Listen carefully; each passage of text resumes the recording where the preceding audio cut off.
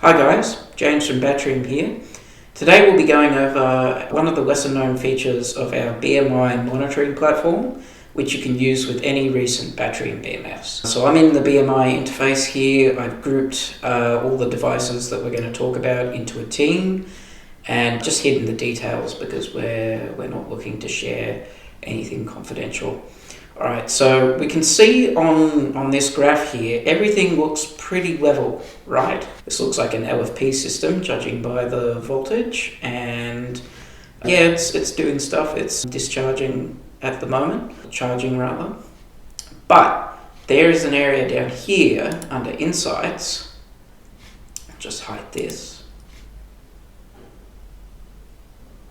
that tells a different story. So we'll wind back to the area that I wanted to show for this one, which is just one more.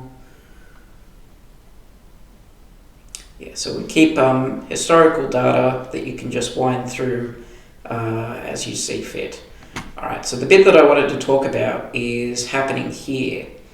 So we can see that one of the banks is not seeing a lot of balancing. This chart's balancing per cell over time. So we can see that over the course of a day when it's full, some of the cells are only doing 50 milliamp hours, whereas others are doing nearly an amp hour or half an amp hour a day. And you can see a pretty clear pattern here.